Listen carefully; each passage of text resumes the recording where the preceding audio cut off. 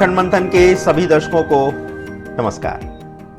मैं हूं शेखर त्रिपाठी और आप देख रहे हैं हमारा और आपका अपना YouTube चैनल अखंड मंथन।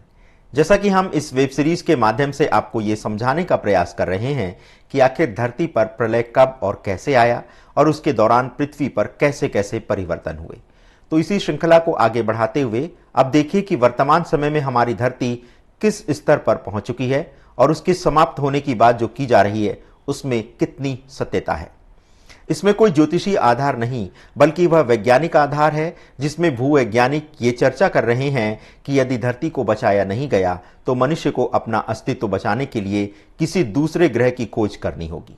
वैसे संसार भर में बढ़ती प्राकृतिक आपदाओं, ग्लोबल वार्मिंग के कारण समुद्र का बढ़ता जलस्तर एवं ग्लेशियर से पिघलकर जल में मिलने वाले खतरनाक वायरस इस प्रकार के युद्धों का संकेत दे रहे हैं। जैविक एवं परमाणु युद्ध के कारण उपजे विनाश के संकेत से ये ज्ञात होता है कि एक न एक दिन इस धरती का अंत होना तय है। कल्पना करें, अगर ऐसा हो गया तो आगे क्या होगा? क्या मानव सभ्यता इस विनाश से बच पाएगी? अगर मानव बच भी गए तो उनका गुजारा कैसे होगा? इन सभी प्रश्नों का उत्तर प्राप्त करने के लिए हमें वैज्ञानिकों द्वारा दी गई डूम्सडे की थ्योरी का अवलोकन करना होगा। इसी डूम्सडे थ्योरी के बाद से डूम्सडे क्लॉक, डूम्सडे वॉल्ट पर तेजी से काम किया गया। यद्यपि इस बात का कोई वैज्ञानिक आधार नहीं है कि दुनिया समाप्त होगी या नहीं, लेकिन इस रोचक विषय को लेकर नासा का शोध जारी है। द सन की एक रिपोर्ट के अनुसार नासा द्वारा आरंभ किया गया एक नया मिशन संसार के सबसे महत्वपूर्ण प्रश्न का उत्तर खोजने में सहायता कर सकता है। नासा का यह शोध शुक्र ग्रह की पड़ताल से जुड़ा है। ऐसे में यह संभव है कि वैज्ञानिक उस सिद्धांत को सही तरीके से परिभाषित कर दें कि धरती का अंत कैसे होगा। साइंस फोकस की रिपोर्ट के अनुसार एक थ्योरी यह है कि शुक्र कभी पृथ्वी की तरह रहा होगा। इस सबसे गर्म ग्रह शुक्र में महासागर और धरती की सतह पर मौजूद टेक्टोनिक प्लेट भी रही होगी, जिसका वातावरण घने ग्रीन हाउस गैसों जैसे कि कार्बन डाइऑक्साइड एवं सल्फर डाइऑक्साइड से मिलकर बना होगा। कुछ वैज्ञानिकों का तो ये भी मानना है कि हो सकता है अरबों साल पूर्व इस ग्रह पर जीवन उपस्थित रहा हो। विशेषज्ञों की माने तो शुक्र का ड्यूटेरियम हाइड्रोजन का अनुपात धरती की तुलना में 100 गुना अधिक है। इसके पीछे कारण यह भी है कि शुक्र ग्रह पर पहले बहुत पानी रहा होगा जो अब विलुप्त हो चुका है।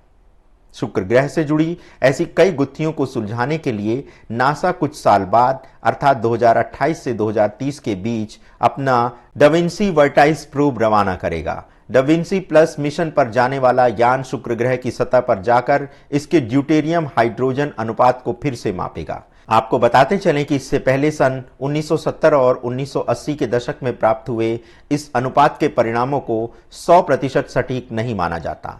वहीं एक सिद्धांत ये भी है कि शुक्र ग्रह पर हुए ज्वालामुखी विस्फोटों से वातावरण में बहुत अधिक कार्बन डाइऑक्साइड गैस उत्पन्न हुई, जो एक खतरनाक ग्रीन हाउस गैस प्रभाव का कारण बनी। नासा की जांच हाई रेजोल्यूशन वाली तस्वीरें और राडार डेटा भी एकत्र करेगी ताकि हमें शुक्र की सतह के बारे में एक सटीक जानकारी प्राप्त हो सके और इसकी सतह और वातावरण की तुलना धरती से की जाएगी।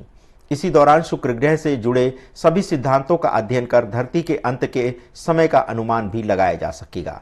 वैसे तो ये शाश्वत सत्य है, जो आज है कल अतीत बन ही जाएगा। इसी अतीत में पृथ्वी का अस्तित्व भी है। हमारे वैज्ञानिकों ने जब जीवाश्मों का अध्ययन किया तो ज्ञात हुआ कि पृथ्वी पर मानव जीवन के अस्तित्व को लगभग 3.5 अरब वर्ष व्यतीत हो चुके हैं।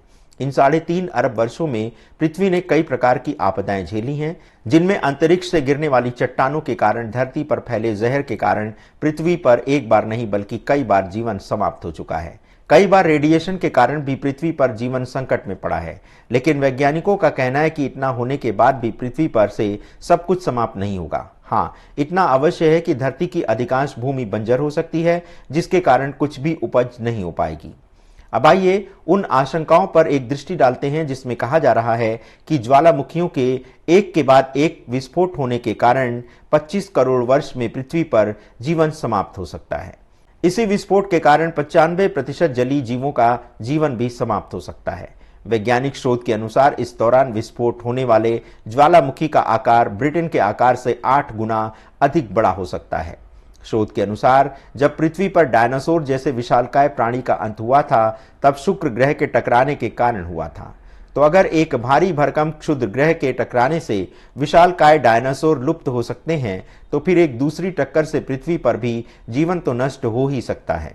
डायनासोर को नष्ट करने वाले शुक्र ग्रह जितने बड़े आकाशीय पिंड के पृथ्वी का टकराना अभी काफी दूर की बात है, क्योंकि इतने बड़े ग्रह के पृथ्वी पर टकराने की आशंका 50 करोड़ वर्ष में एक बार होती है। यदि शुक्र ग्रह जैसा ग्रह पृथ्वी से टकराएगा तो भी पृथ्वी पर अचानक से जीवन समाप्त नहीं होगा। हाँ, ये अवश्य हो सकता है कि जब ऐसा कोई ग्रह धरती से टकराएगा तो उस ग्रह के वायरस पृथ्वी पर फैल जाएं और इसी वायरस के तीव्र प्रसार के कारण लाखों करोड़ों लोगों को अपने जीवन से हाथ धोना पड़े। ब्रिटेन के महान वैज्ञानिक आइजैक न्यूटन और स्टीफन हॉकिंग्स ने भी संसार के अंत की भविष्यवाणी की है। तो इन दोनों विद्वानों के अनुसार जब जब संसार में कोई खतरनाक प्राणघातक महामारी विकराल रूप से फैलने लगती है, जैसे कि 2020 में कोरोना महामारी फैल रही थी, तो ऐसी स्थिति में ऐसी महामारी भी संसार में एकाएक मनुष्यों की संख्या में कमी ला सकती है। आपने देखा होगा कि किस प्रकार से चीन के वुहान शहर से फैले कोरोना वायरस के कारण संसार के सारे देश कोरोना की चपेट में आ चुके थे और लाखों की संख्या में लोगों की जान भी गई थी।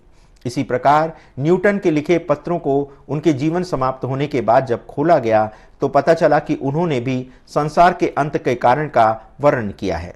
न्यूटन के अनुसार 2060 तक यदि दुनिया बची रही तो 2060 का वर्ष ही संसार का अंतिम वर्ष होगा। न्यूटन ने एक नोट में लिखा, अगर इंसान ये सोचता है कि वह हमेशा के लिए रहेगा तो ऐसा बिल्कुल नहीं है। उसका भी समय आएगा जब इंसान धर्म को मानना बंद कर देगा, तभी से उसका अंत भी आरंभ हो जाएगा और दुनिया भी एक दिन खत्म हो जाएगी। दुनिया में मौजूद हर चीज कुछ समय के लिए रहेगी, लेकिन एक समय आएगा परिवर्तन होना सुनिश्चित है। न्यूटन के तर्क के आधार पर संसार के अंत का वर्ष 2060 निकाला गया था।